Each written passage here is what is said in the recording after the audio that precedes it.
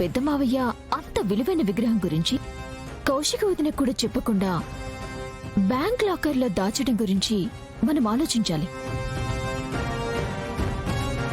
పోలీసుల ఎంక్వైరీలో ఆ విగ్రహాన్ని ఎందుకు గుర్తించారో ఆలోచించాలి. పెదనాన్నది యాక్సిడెంట్ కాదు అంటున్నారు, మర్డర్ అంటున్నారు. పెదనాన్న విగ్రహాన్ని అంతకుముందే లాకర్లో పెట్టుండాలి. అంటే ఖచ్చితంగా అందులో ఏదో రహస్యం దాగుంది.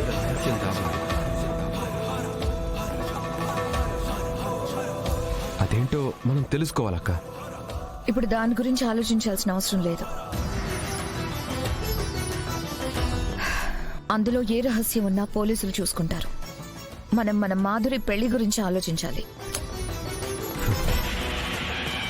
వదినా, ఓసారి ఆ పోలీసులకు ఫోన్ చేసి విగ్రహాన్ని జగదాత్రికి ఇచ్చేసామని చెప్పేయండి. అవును, ఆ విషయమే మర్చిపోయాను. ఇప్పుడే చెప్తాను.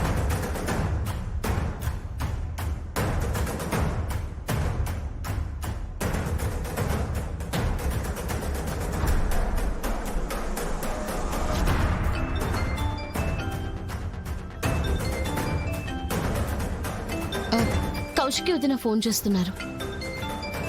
అయితే మాట్లాడు. ఫోన్ లిఫ్ట్ చేయకపోతే డౌట్ వస్తుంది. వదిన ఫోన్ చేస్తుంది నా నంబర్కి కాదు, జేడీ నంబర్. విషయం ఏంటో తెలుస్తుంది, ముందు మాట్లాడదాత్రే. చెప్పండి కౌశికి గారు, విగ్రహం మీ జగదాత్రి వాళ్ళకి హ్యాండ్ ఓవర్ చేశారా? చేశాను జడి. ఆ విషయం చెప్పడానికే మీకు కాల్ చేశాను. మీ నిజాయితీ మాకు తెలుసు కౌశికి గారు, కానీ మీ చుట్టూ ఉన్న వాళ్ళని చూస్తేనే మాకు కాస్త అనుమానం వస్తుంది.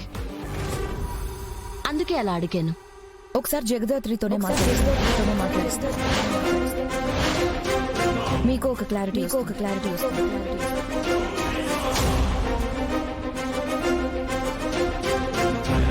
జగదాత్రి వాళ్ళతో మాట్లాడని చూస్తాను.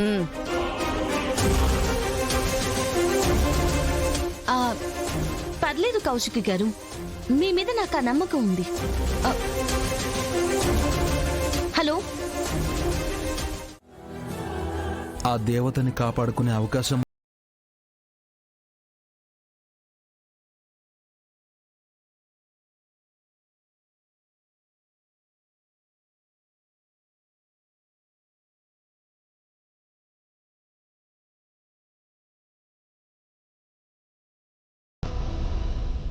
మీ ఆరోగ్యం జాగ్రత్త. మేము అక్కడ లేకపోయినా టైంకి టాబ్లెట్స్, ఫుడ్ తీసుకోండి.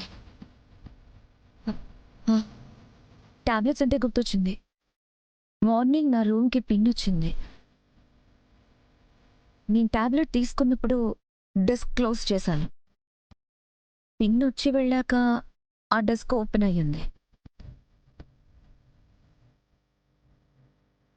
నాకెందుకో పిన్ని నిషిక వాళ్ళకి నేను ప్రెగ్నెంట్ అనే అనుమానం వచ్చిందేమో అనిపిస్తుంది.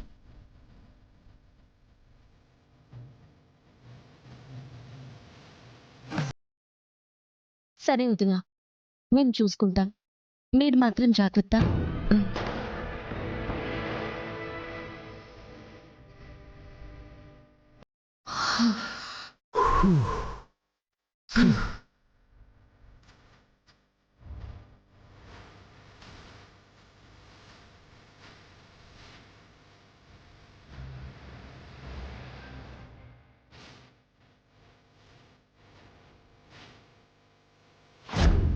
అసలు ఏం జరుగుతా ఉందిరా అబ్బోడా?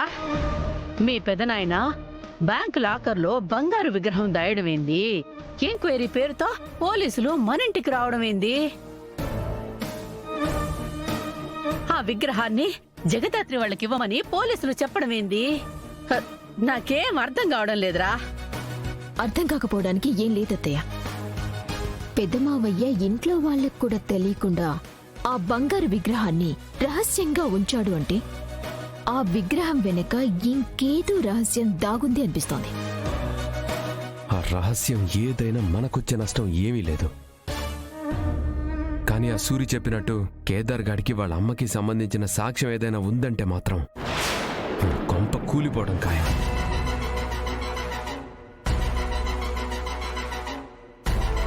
వాడికి సంబంధించిందే అయితే ఆ బంగారు విగ్రహంలో ఎందుకు దాచుంటాడు రా బోడా? అక్కడున్న రహస్యం ఏదైనా పర్లేదమ్మా.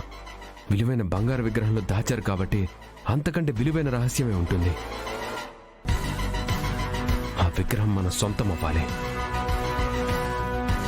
పోలీసులకి దొరకకూడదు. ఆ విగ్రహాన్ని తీసుకుపోయి మీరే ఆ జగదాత్రి చేతిలో పెట్టుండారు. ఇంకా మనకిక్కడ దక్కుతుందిరా బోడా? మనకే దక్కలమ్మా, మనకే దక్కలమ్మా, మనకే దక్కలమ్మా.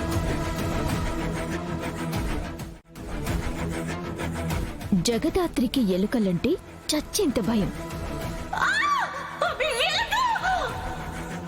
మీరు నాకు కొన్ని ఎలుకలు తెచ్చిచ్చారంటే కేదార్ లేని టైం చూసి జగదాత్రి మీదకి ఎలుకల్ని వదులుతాను. భయంతో జగదాత్రి పారిపోతుంది. అప్పుడెళ్ళి విగ్రహం కొట్టేయచ్చు. కానీ ఆ కేదార్ ఎప్పుడు ఆ జగదాత్రి కొంగు పట్టుకొని తిరుగుతా ఉంటాడు కదా. అందుకే అత్తయ్య కేదార్ లేని టైం చూసి అని చెప్పాను. వాళ్ళని డైవర్ట్ చేయడానికి నా దగ్గర ఒక ఐడియా ఉందమ్మా. ఏంద్రా అది? నైట్ అందరూ పడుకున్నాక అవుట్ హౌస్ కి పవర్ పోయేలా చేస్తాను. బయటకు వచ్చి చూస్తే మన ఇంట్లో పవర్ ఉంది, అవుట్ హౌస్ లో మాత్రమే పవర్ లేదంటే ఖచ్చితంగా మన ఇంటికి వచ్చి అడుగుతారు. అప్పుడు ఏదోలా కేదార్ని డైవర్ట్ చేసి ఎలక్ట్రీషియన్ కోసమని బయటికి పంపించేద్దాం. ఐడియా బాగుంది యువరాజ్. మనం అనుకున్న ప్లాన్ అనుకున్నట్టే జరిగితే ఆ విగ్రహాన్ని మనమే కొట్టేయచ్చు. ఆ నేరాన్ని వాళ్ళ మీదకి నెట్టేయచ్చు. అవునమ్మా, ఈ రాత్రికే మన ప్లాన్ అమలు చేస్తున్నాం. ఆ విగ్రహాన్ని ఎలా అయినా సరే కొట్టేస్తున్నాం.